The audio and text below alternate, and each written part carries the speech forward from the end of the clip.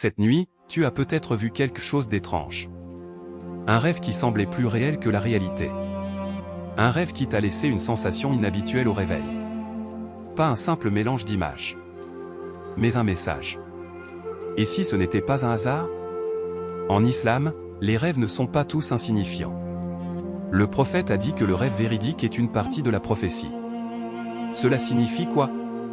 Cela signifie que parfois, Allah parle à ses serviteurs dans le silence de la nuit. Beaucoup de personnes aujourd'hui traversent des périodes difficiles. Des jeunes perdus. Des parents inquiets. Des cœurs brisés. Des croyants fatigués. Et pourtant, certains commencent à voir des rêves inhabituels juste avant un grand changement. Un homme en Turquie a raconté récemment qu'il rêvait chaque nuit qu'il marchait vers une lumière, alors qu'il traversait une faillite complète. 3 mois plus tard, une opportunité inattendue a relancé son activité. Une sœur en Afrique du Nord rêvait d'une pluie douce pendant une période de stérilité médicale annoncée. Aujourd'hui, elle tient son enfant dans ses bras. Coïncidence? Ou préparation divine? Le Coran nous donne un exemple bouleversant. Le prophète Youssouf, Joseph, paix sur lui. Il voit en rêve le soleil, la lune et 11 étoiles se prosterner devant lui. À ce moment-là, ce rêve semble incompréhensible. Sa vie bascule. Trahi. Jeté dans un puits. Emprisonné. Mais des années plus tard, ce rêve devient réalité. Ce que tu vis aujourd'hui peut être le puits. Mais ton rêve peut être le palais. Écoute-moi bien. Ne méprise jamais un rêve qui se répète. Ne néglige jamais un rêve qui touche ton cœur. Ne raconte jamais tes rêves à n'importe qui. Peut-être qu'Allah ne t'a pas abandonné. Peut-être qu'il te prépare à quelque chose de grand. Et dans cette vidéo, je vais te révéler 7 rêves précis qui peuvent être des signes d'un changement immense dans ta vie. Mais reste attentif jusqu'à la fin. Parce que le 7e rêve est le plus puissant. Si tu es prêt, à comprendre les signes qu'Allah met sur ton chemin, écris en commentaire. Je suis prêt, à voir ce qu'Allah prépare pour moi. Et si tu as déjà fait un rêve qui t'a marqué profondément, écris simplement, j'ai rêvé. Dans la prochaine partie, nous allons comprendre quelque chose d'essentiel. Tous les rêves ne viennent pas d'Allah. Et c'est là que beaucoup se trompent. Parfait. On continue avec la partie 2, comprendre les 3 types de rêves en islam. 1900 à 2200 caractères, profond, pédagogique, captivant. Croissant de lune 2. Les 3 types de rêves, ne te trompe pas de message. Avant de chercher des signes, tu dois comprendre une vérité essentielle. Tous les rêves ne viennent pas d'Allah. Touche 1, les rêves véridiques, Ruya Salia. Ce sont les rêves qui viennent d'Allah. Ils sont clairs, paisibles, marquants, parfois symboliques, mais profonds. Ils restent gravés dans le cœur. C'est ce type de rêve qu'a vu le prophète Youssouf. Un simple rêve. Mais derrière lui, un destin immense. Ce qui est important. Le rêve ne s'est pas réalisé immédiatement. Il y a eu le puits, l'esclavage, la prison. Parfois, le rêve est une promesse. Mais l'épreuve est le chemin. Touche 2, les rêves perturbateurs, venant de Shaitan. Ils provoquent peur, confusion, angoisse. Le prophète a conseillé de ne pas les raconter. De cracher légèrement à gauche. Et de chercher protection auprès d'Allah. Tous les cauchemars ne sont pas des signes. Certains sont juste des perturbations. Touche 3, les rêves du naf, subconscient. Ce sont les rêves liés à ce que tu vis, à ce que tu regardes, à ce que tu crains. Tu penses à un examen? Tu rêves d'un examen. Tu stresses pour l'argent? Tu rêves d'argent. Rien de mystique. Juste ton esprit. Mais voici ce qui est troublant. Partout dans le monde en ce moment, des personnes témoignent de rêves répétitifs avant un grand changement. Des convertis à l'islam racontent avoir rêvé de lumière ou d'une voix les appelant avant leur shahada. Des personnes en détresse rêvent de sortir d'un endroit sombre juste avant une transformation majeure. Est-ce systématique? Non. Mais est-ce à ignorer? Non plus. Le rêve est un signe. Le Coran est une direction. La prière est la clé. Ne base jamais toute ta vie sur un rêve. Mais ne ferme pas non plus ton cœur à un message divin. Si un rêve te rapproche d'Allah, Renforce-le par la prière. Si un rêve te pousse à désobéir, ignore-le immédiatement. As-tu déjà fait un rêve qui t'a donné une paix inexplicable? Écris en commentaire. Mon cœur se souvient. Dans la prochaine partie, nous entrons dans le premier rêve puissant. Rêver d'eau claire. 3. Rêver d'eau claire, le signe d'un nettoyage divin. Si tu as déjà rêvé d'une eau limpide, une mer calme, une rivière transparente, une pluie pure qui descend doucement, ne passe pas à côté de ce symbole. Dans le Coran, l'eau n'est jamais anodine. Allah dit qu'il a fait de l'eau toute chose vivante. L'eau purifie. L'eau redonne vie. L'eau efface les traces. Mais regarde l'histoire de Musa, paix sur lui. Devant lui, la mer. Derrière lui, l'armée de Pharaon. Humainement, il n'y avait aucune issue. Mais Allah ouvre la mer. Ce qui semblait être une barrière devient un passage. Comprends ceci. Parfois, l'eau dans ton rêve signifie qu'Allah va ouvrir une voie là où tu ne vois qu'un mur. Aujourd'hui encore, des histoires similaires se produisent.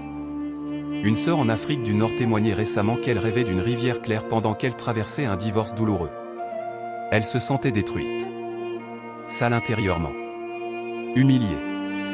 Quelques mois plus tard, elle a commencé un projet humanitaire. Elle dit aujourd'hui: ce divorce m'a nettoyé. Il m'a rapproché d'Allah. L'eau dans son rêve n'était pas une romance. C'était une purification. Mais attention. Si l'eau est trouble, sale, agitée, cela peut signifier confusion, péchés accumulés, décisions précipitées. L'état de l'eau dans ton rêve est essentiel. Si tu rêves d'eau claire, demande pardon sincèrement. Coupe une mauvaise habitude. Fais un pas vers la prière régulière. Parce que peut-être, Allah prépare un nouveau chapitre. Ne résiste pas au nettoyage. Si tu as déjà rêvé d'eau claire, écris en commentaire. Que Allah purifie mon cœur. Younous n'est pas sorti parce que le poisson l'a décidé. Il est sorti parce qu'Allah l'a décidé. Si tu traverses une épreuve en ce moment, écris. La lumière arrive. Et écris cette invocation en commentaire. La ilaha illa anta subhanaka inni. Dans la prochaine partie, Colombe. Rêver de voler. Et ce rêve annonce souvent une libération spectaculaire, intérieure ou extérieure. 7. Rêver de voler ou la libération qu'Allah prépare. Te voir voler dans un rêve. Au-dessus des maisons. Au-dessus des montagnes. Au-dessus des gens. Ce n'est pas un rêve ordinaire. Voler, c'est quitter le sol. Quitter ce qui te retient. Quitter la lourdeur. Spirituellement, cela peut symboliser une élévation de statut, une sortie d'oppression, une libération intérieure, un changement radical de situation. Mais attention, si tu voles avec paix et maîtrise, c'est un signe positif. Si tu voles avec peur et chute, cela peut signaler instabilité ou orgueil. Regarde l'histoire de Youssouf encore une fois. Du puits à la prison, au palais. C'est une ascension spectaculaire. Il n'a pas volé physiquement. Mais Allah l'a élevé au-dessus de ceux qui l'avaient humilié. Voilà ce que signifie parfois voler dans un rêve. Un changement de position. Aujourd'hui, beaucoup de personnes vivent une captivité invisible. Dépression. Relations toxiques. Blocage financier. Pression familiale. Un jeune homme en Europe racontait qu'il rêvait souvent qu'il volait au-dessus de sa ville. À l'époque, il était prisonnier d'addiction et d'un entourage négatif. Quelques mois plus tard, il a changé de cercle, changé de routine, changé de vie. Il dit: j'ai d'abord volé dans mon esprit avant de voler dans ma réalité. Comprends ceci. Allah peut te libérer mentalement avant de te libérer physiquement. Le rêve peut être l'annonce d'une rupture prochaine. Rupture avec un péché. Rupture avec une dépendance. Rupture avec un environnement nocif. Si tu rêves que tu voles, analyse ce qui t'emprisonne aujourd'hui. Prends une décision courageuse. Renforce ton lien avec Allah avant le changement. Parce qu'une élévation 100 fois peut devenir une chute. Rappelle-toi. Allah élève qui il veut. Et quand il élève, personne ne peut rabaisser. Si tu veux te libérer d'un poids actuellement, écris. Ya Allah, libère-moi. Et si tu crois qu'Allah prépare ton élévation, écris. Mon changement commence maintenant. Dans la prochaine partie, Kaaba. Rêver de la Kaaba ou d'une mosquée. Et ce rêve touche directement ton cœur, pas seulement ta vie. 8. Rêver de la Kaaba ou d'une mosquée a un appel direct à ton cœur.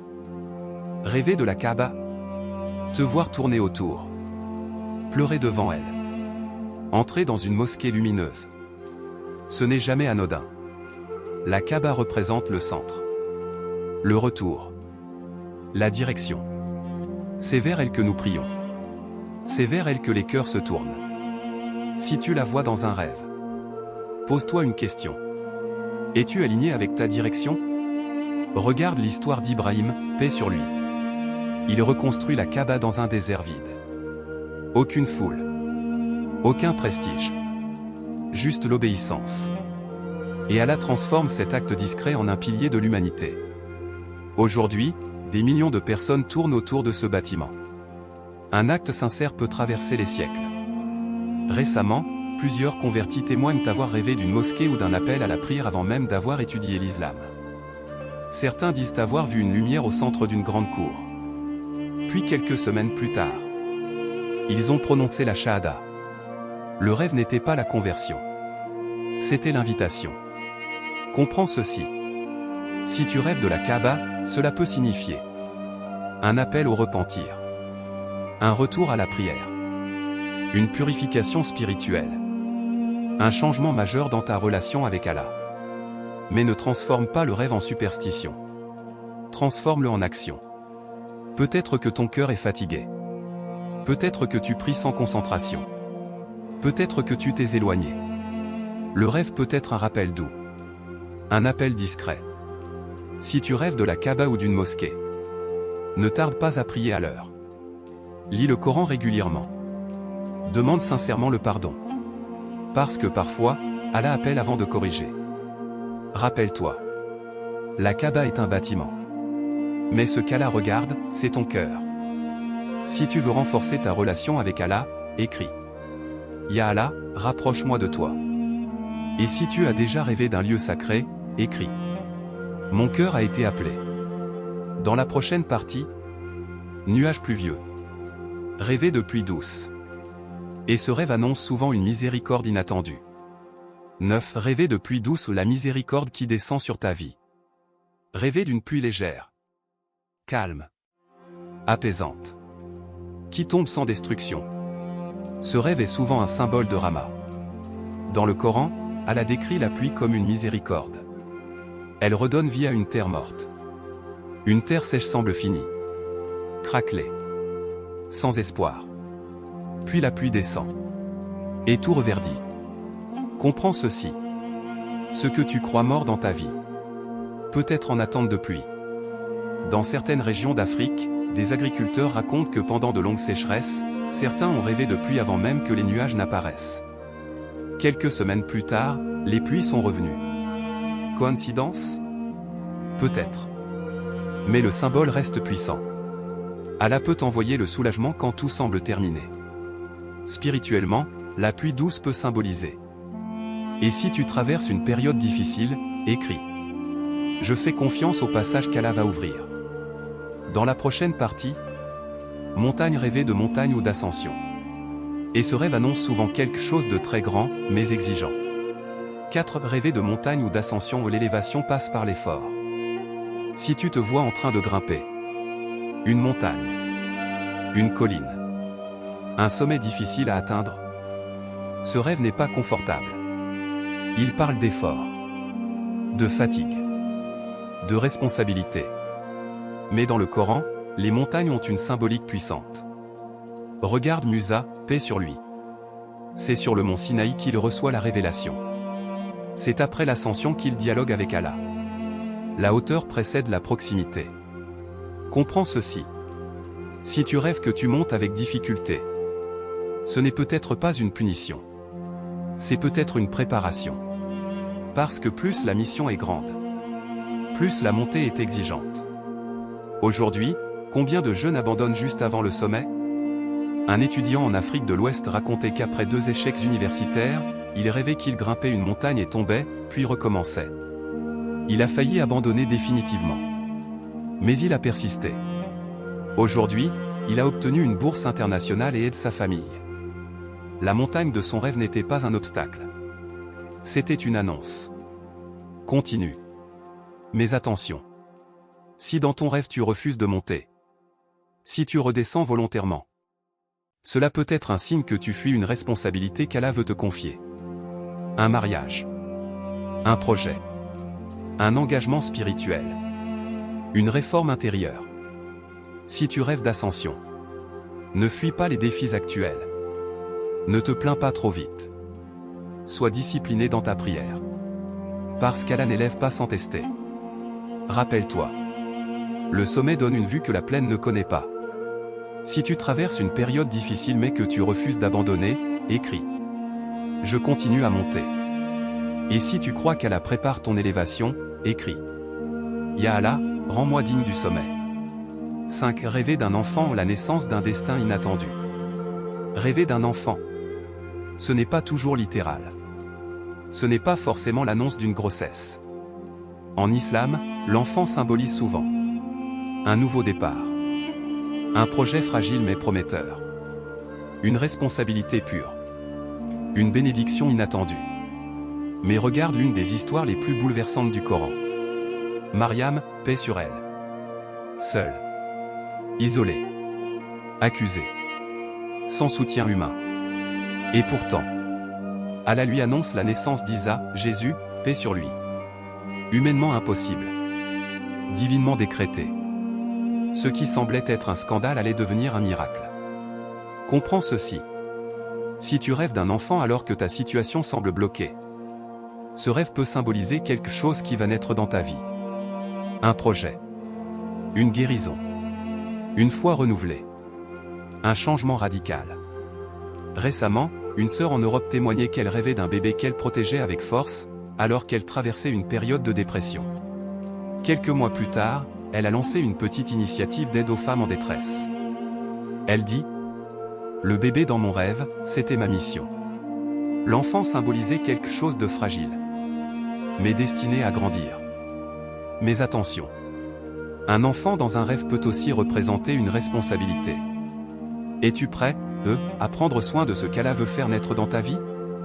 Parce qu'un enfant négligé ne grandit pas. Si tu rêves d'un enfant, protège ton idée actuelle. Ne parle pas de ton projet à tout le monde. Nourris-le par la prière et la patience. Ce qui commence petit peut devenir immense. Rappelle-toi. Isa est née dans la faiblesse apparente. Mais son message a traversé les siècles. Si tu crois qu'Allah prépare une nouvelle étape dans ta vie, écris. Je suis prêt, pour ce qui va naître. Et si tu traverses une période où tout semble stérile, écris. Ya Allah, fais naître le bien dans ma vie. 6. Rêver d'obscurité suivie de lumière, la fin invisible de ton épreuve. Rêver que tu es dans le noir. Un endroit fermé. Un tunnel. Une pièce sans fenêtre. Puis soudain, une lumière apparaît. Ce rêve touche profondément ceux qui souffrent en silence. Parce qu'il parle d'une vérité coranique essentielle. Après la difficulté vient certes la facilité. Regarde l'histoire de Younous, paix sur lui. Il fuit sa mission. Il est jeté à la mer. Avalé par un poisson. 3 couches d'obscurité. La nuit. La mer. Le ventre du poisson. Humainement, fin de l'histoire. Mais il prononce cette invocation. La ilaha illa anta subhanaka inni. Et l'obscurité devient délivrance. Ce n'est pas la lumière qui l'a sauvé en premier. C'est l'invocation dans le noir. Aujourd'hui encore, combien de personnes vivent leur ventre du poisson ?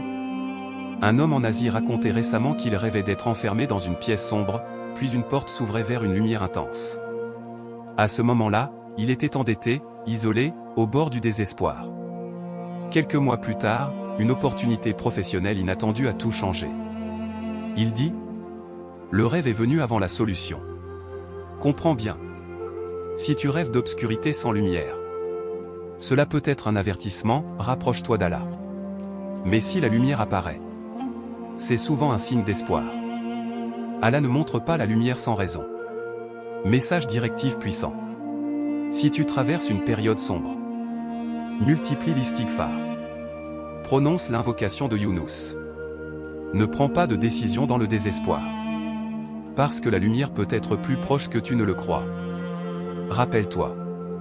Une augmentation de risque. Une réconciliation. Une guérison. Une paix intérieure. Une réponse à une invocation ancienne. Mais attention. Si la pluie est violente, destructrice, incontrôlable, cela peut indiquer une épreuve ou un bouleversement nécessaire. La douceur est la clé. Regarde encore le Coran. Après les pires périodes d'oppression, Allah envoie des soulagements inattendus. Après la sécheresse, la pluie. Après la difficulté, la facilité. Mais la pluie ne vient pas toujours quand tu l'exiges. Elle vient quand Allah le décide. Si tu rêves de pluie douce, continue à invoquer même si tu ne vois rien. Ne perds pas patience. Remercie Allah à l'avance. Parce que la pluie est peut-être déjà en route. Rappelle-toi. Une seule nuit de pluie peut transformer des mois de sécheresse. Si tu attends une réponse d'Allah en ce moment, écris. Ya Allah, envoie ta miséricorde. Et si tu crois que ton soulagement approche, écris. La pluie arrive. 10. Attention, ne pas tomber dans l'exagération. Les rêves sont puissants, mais il y a une vérité fondamentale à ne jamais oublier. Tous les rêves ne viennent pas d'Allah. Certains viennent de Shaitan pour semer la peur. D'autres viennent de ton propre esprit, de tes préoccupations ou de ton stress. Confondre un rêve ordinaire avec un signe divin peut être dangereux. Décider de tout quitter sur un simple rêve. Se lancer dans une action irréfléchie. Ignorer ses obligations religieuses. Tout cela peut te mener sur le mauvais chemin. Rappel coranique.